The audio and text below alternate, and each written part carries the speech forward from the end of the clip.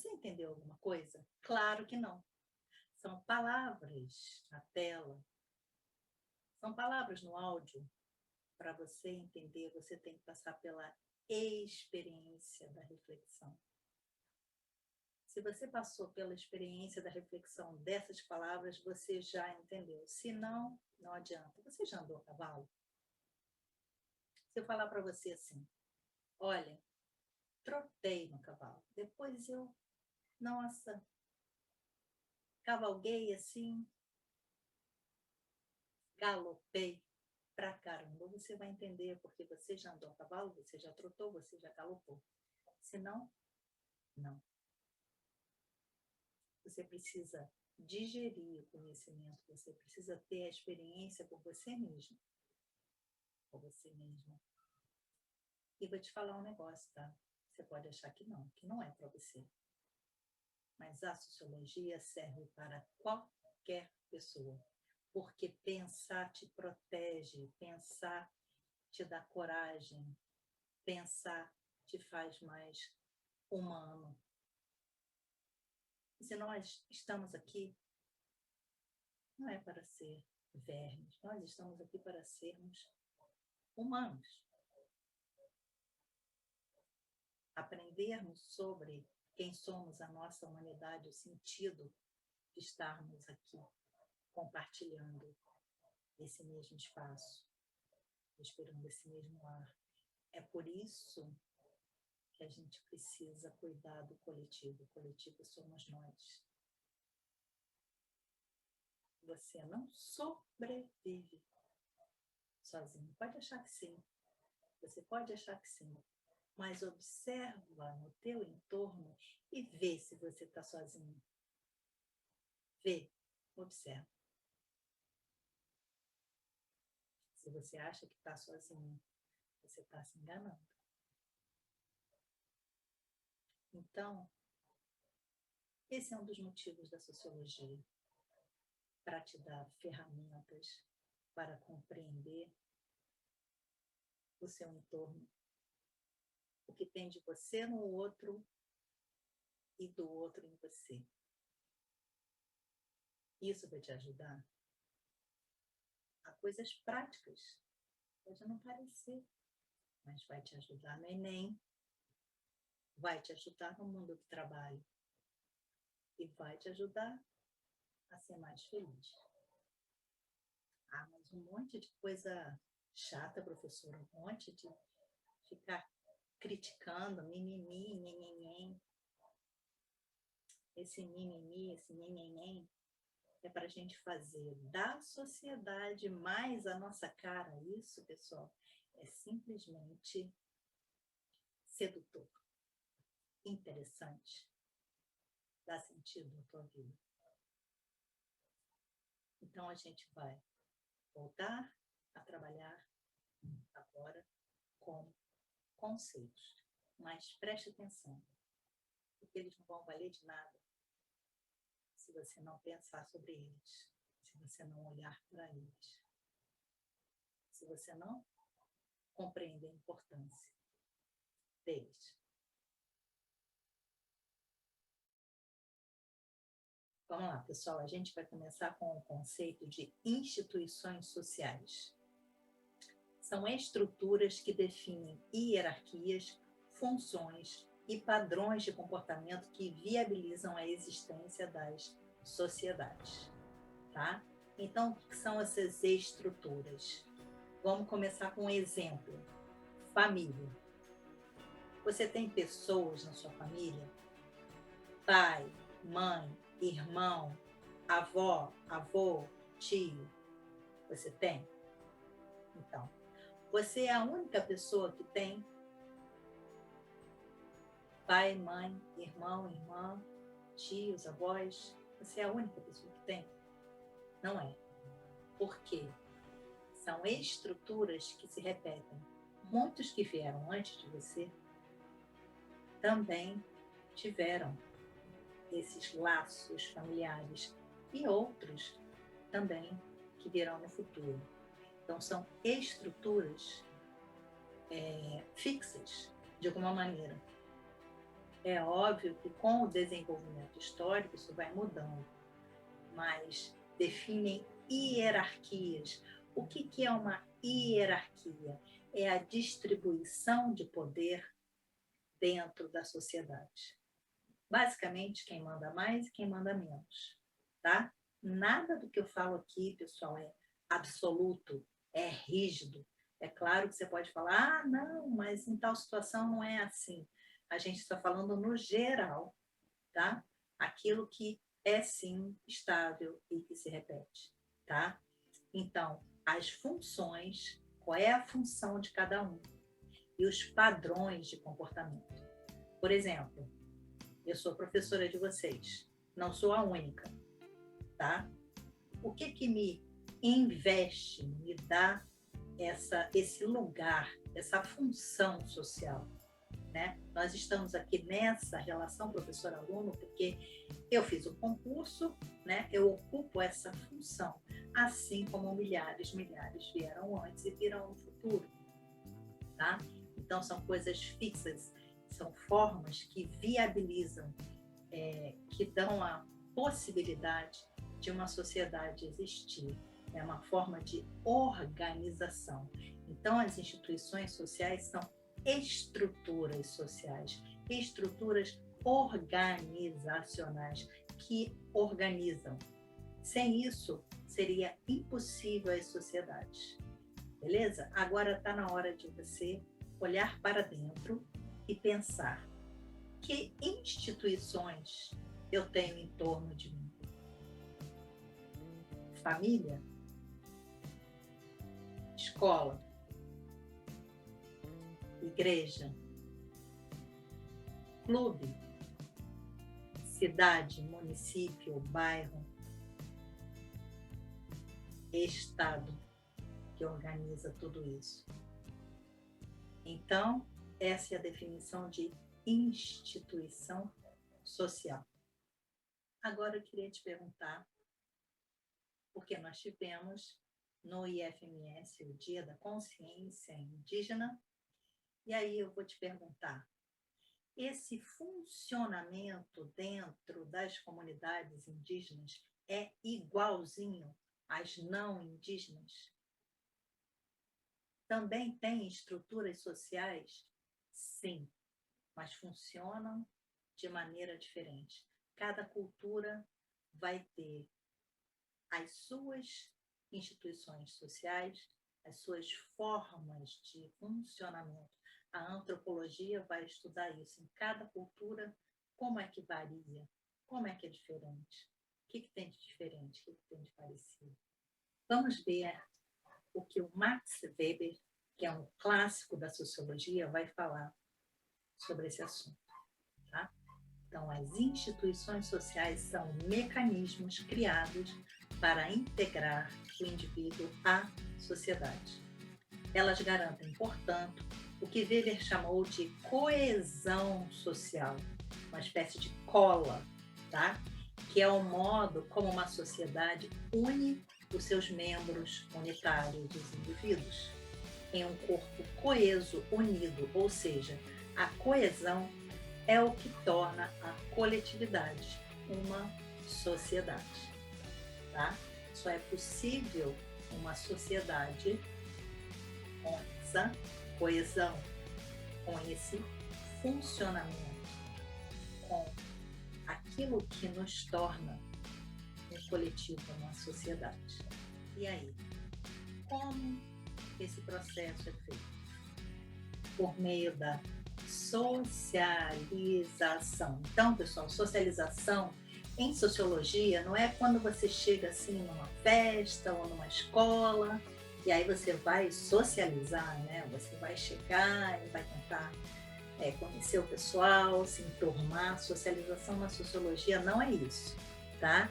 Socialização é a forma como as sociedades integram os novos indivíduos. Como que aquela pessoa que chega, aquela pessoa nova que chega naquela sociedade, como que ela se integra? Vamos pensar. Por meio da língua, ela tem que aprender a falar aquela língua. Cada sociedade tem uma língua diferente, né? Por meio das normas, por meio dos valores, por meio da expressão corporal, como que aquelas pessoas comem, como que elas se vestem, como que elas se movimentam. Tudo isso, os hábitos, as normas, tudo isso são ferramentas da socialização. E aí, para quem pesquisou o que eu pedi, crianças criadas por animais, qual a diferença dessas crianças para as criadas em sociedade? Será que a gente aprende a andar como humano? Será que a gente aprende a se movimentar? Será que a gente aprende a falar? Será que a gente aprende a ser humano com outros humanos? Porque nós somos animais também. Só que nós somos uma espécie de animal, né? Um tipo de animal diferenciado, mas nós somos também animais. Então, a socialização, ela serve para nos humanizar, para nos tornar humanos. E as instituições, elas fazem esse trabalho. Pode fazer bem feito, pode fazer mal feito, mas fazem esse trabalho. Nós vamos ter, então, 2 tipos de socialização. A socialização primária e a socialização secundária. A primária, o nome já diz, é a primeira, tá? Então, geralmente, na nossa sociedade, quem faz esse papel é a família, tá? Então, dentre as instituições sociais existentes, a família é, geralmente, a primeira com a qual o indivíduo tem contato e faz parte do que é chamado de grupo social primário. É com a família que os indivíduos aprendem a língua, os hábitos, valores e comportamentos. A socialização secundária, então, vai ser feita pelas outras instituições. A gente tem a escola, cuja função é transmitir conhecimento, só que de maneira formal. As escolas são instituições de ensino. O Estado é a instituição que atua no controle e ou proteção social, dependendo da situação, mais no controle ou mais na proteção social. O judiciário, parte do aparato legal do Estado, funciona no auxílio ao cumprimento das regras e ordens estabelecidas pelo poder legislativo. O Estado tem 3 poderes: o legislativo, que faz a legislação, as leis; o executivo, que executa; e o judiciário, que julga. Atuam de maneira formal, coercitiva, para garantir a existência e cumprimento das normas, regras e leis de uma sociedade. A Igreja também é uma instituição. A religião é, segundo Max Weber, um importante elemento que garantirá uma unidade de pensamento religioso que reforça a coesão social. Só que, às vezes, você não tem uma coesão nos valores dessas instituições. Às vezes você tem grande diversidade. Isso a gente observa na vida. Por esse motivo, eu trouxe aqui a fala de um pastor que eu gostaria de compartilhar com vocês, e depois, no nosso próximo encontro, tudo isso pode ser trazido para debate. Pode e deve.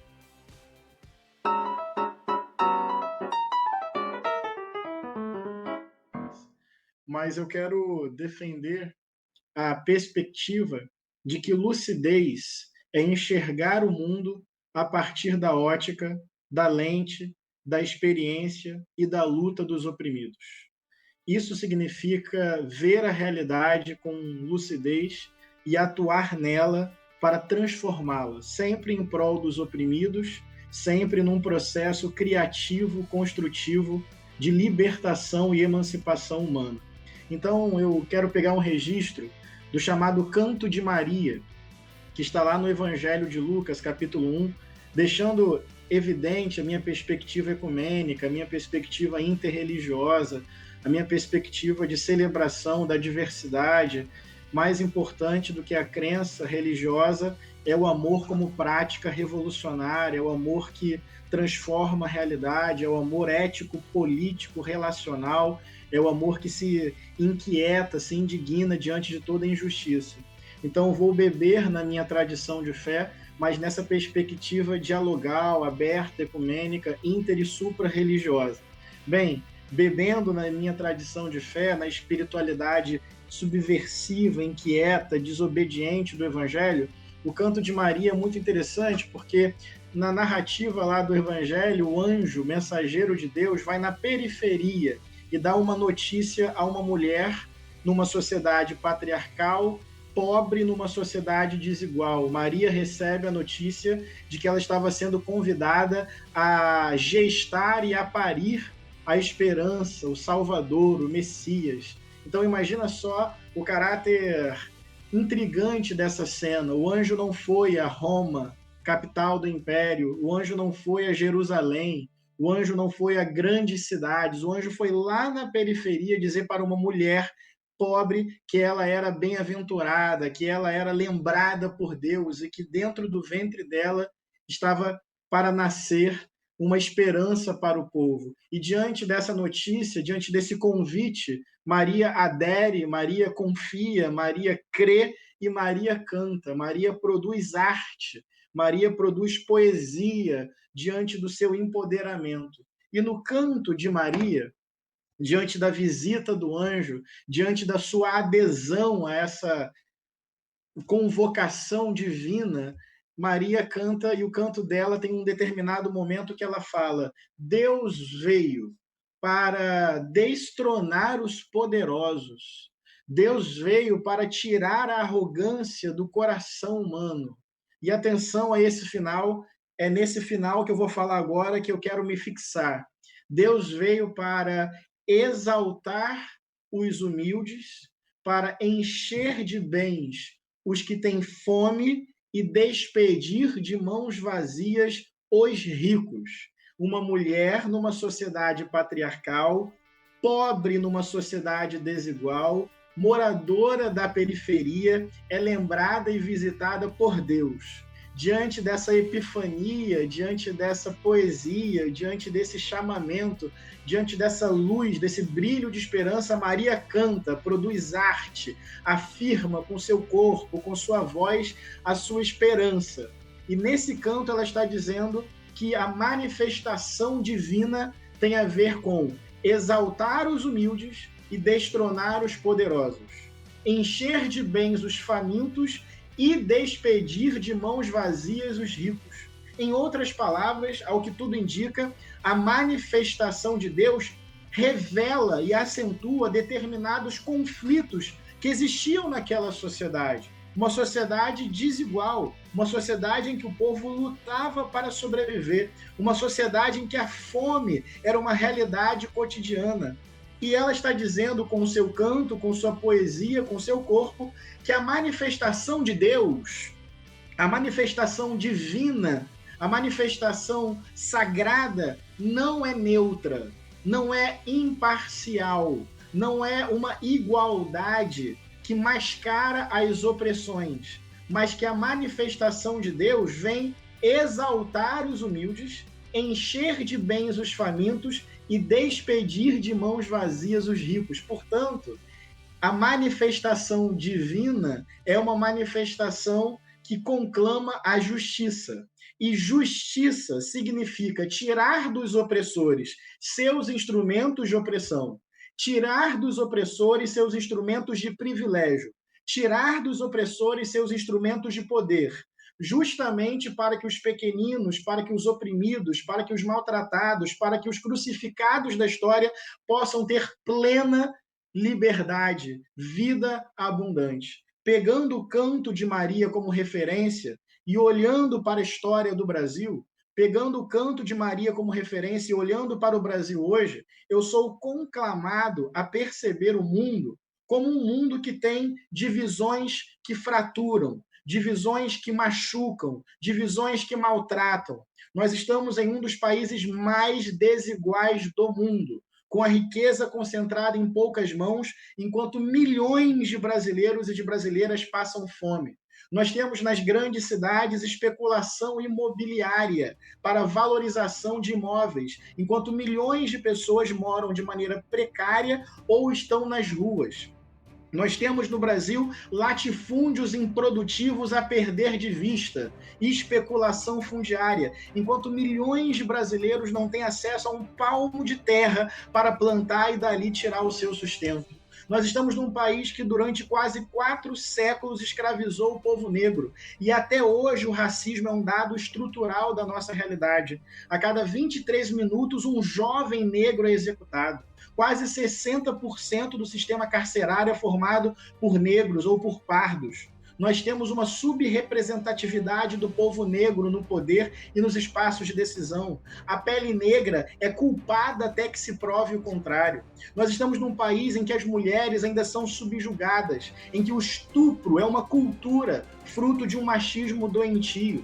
Nós estamos num país em que a cada 28 horas um LGBT é executado, que a expectativa de vida de transexuais e de travestis é de 35 anos, por conta da precariedade, por conta da violência, por conta de um ambiente patriarcal, heteronormativo, baseado no ódio. Ou seja, um país cunhado, forjado e formado em múltiplas opressões. Lucidez é olhar para essa realidade fraturada e ter consciência formada a partir dos oprimidos. É ver a realidade a partir dos de baixo. É atualizar o canto de Maria. Não há possibilidade de futuro democrático e justo para o Brasil se a gente não fizer reparações profundas, se a gente não tocar em privilégios cristalizados, se a gente não repartir e dividir o poder, se a gente não fizer aquilo que é necessário. E daí é muito importante perceber que neutralidade significa complacência. Neutralidade significa cumplicidade diante dessas opressões e dessas violências estruturais. Uma afirmação, Padre Júlio, que sempre me chama muita atenção: somos todos brasileiros. Essa é uma afirmação curiosa e, ao mesmo tempo, perigosa, porque somos todos brasileiros, uma pretensa igualdade protocolar, formal, bonita no texto, mas que não corresponde à realidade, porque, conforme falei, determinados corpos no Brasil são pré-selecionados para a morte. A cidadania no Brasil é uma cidadania que tem cor. A cidadania no Brasil é uma cidadania que tem CEP. A cidadania no Brasil é uma cidadania que tem gênero. A cidadania no Brasil é uma cidadania que tem orientação sexual. Esse ainda é o país dos homens brancos ricos. Ainda existe uma atualização da colonização. Estamos no meio de uma pandemia, diante de um quadro geral de descaso, de desprezo, de genocídio, de maltrato sobre o povo. E o que nos cabe?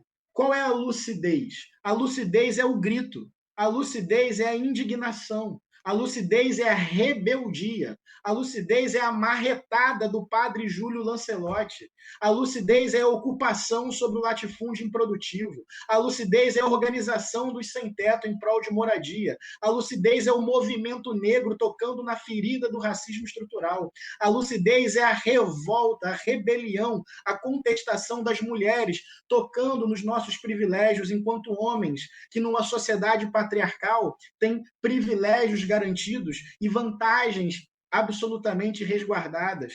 A lucidez é a heresia diante do fundamentalismo. Quando o fundamentalismo pensa em monopolizar a verdade, Lucidez é heresia, lucidez é desvio, lucidez é a esquina, lucidez é a encruzilhada, lucidez é o terreiro, lucidez é o teatro, lucidez é a pintura, é o desenho, é o canto de Maria. Então, o que eu quero propor aqui é que lucidez é enxergar o mundo a partir da ótica dos de baixo.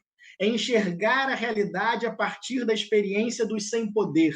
É invadir e ocupar o centro do poder a partir do transbordamento e da rebelião das periferias.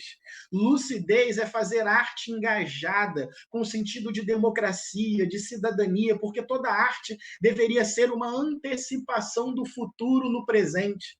Talvez tenha aí uma grande relação entre arte, poesia e profecia, porque todas elas resguardam o futuro e, em nome do futuro, redimem o passado, transformando a realidade do presente. Em tempos em que a naturalidade é odiar, lucidez é amar. Em tempos em que a naturalidade é se vingar, lucidez é perdoar. Em tempos em que naturalidade é uma união falsa entre desiguais, lucidez é acentuar o conflito para que uma verdadeira igualdade possa ser construída e forjada. Quando eu falo conflito, não é no sentido da vingança. Conflito significa reconhecer as fraturas da sociedade, se colocar ao lado dos crucificados e dos pequeninos, para a gente produzir reparação. Nós só chegaremos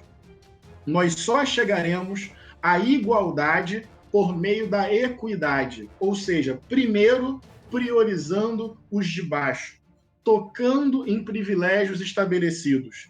Eu quero retomar aqui para concluir esse trecho final do Canto de Maria, porque é uma excelente notícia para os oprimidos: exaltar os humildes e encher de bens os famintos. Mas olha a péssima notícia para os opressores e para os ricos: despedir de mãos vazias os ricos.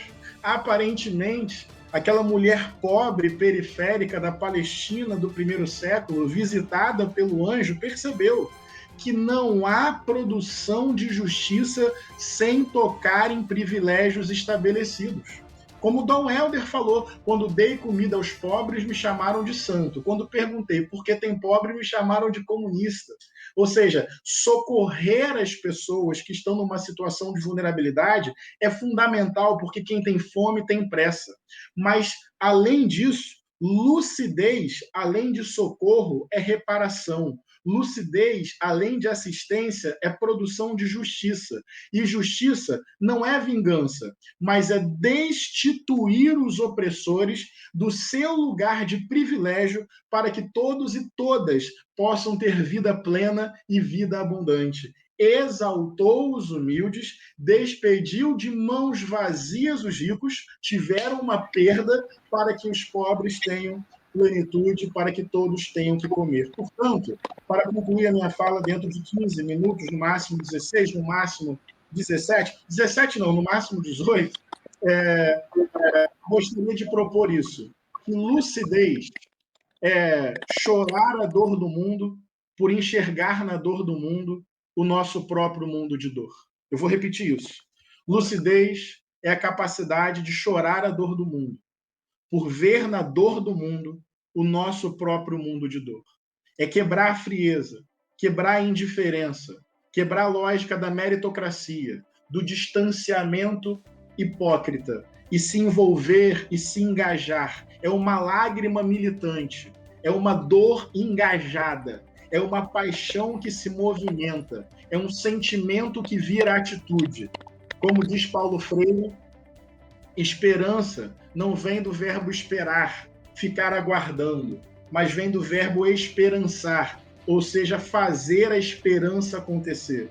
E a gente faz a esperança acontecer com o Canto de Maria. A gente faz a esperança acontecer com arte, com poesia, com cinema, com literatura, com pintura, com terreiro, com igreja, com movimento social, com luta política.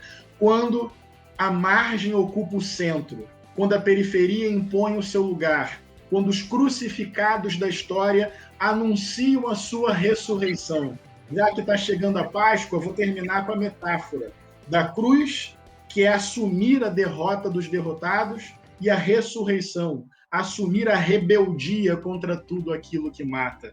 Melhor estar ao lado dos crucificados do que ao lado dos que crucificam. Melhor anunciar a ressurreição a partir da margem do que namorar os protocolos do centro. Portanto, lucidez não é quietude diante da injustiça. Lucidez é no conflito ou na conflitividade da história, ver a história a partir das lentes de Dandara, de Zumbi, de Antônio Conselheiro, de João Cândido, de Irmã Dorothy, de Marielle, de Martin Luther King, de Malcolm X, de Rosa Parks, de Dom Helder, de Frei Tito, de Carolina Maria de Jesus.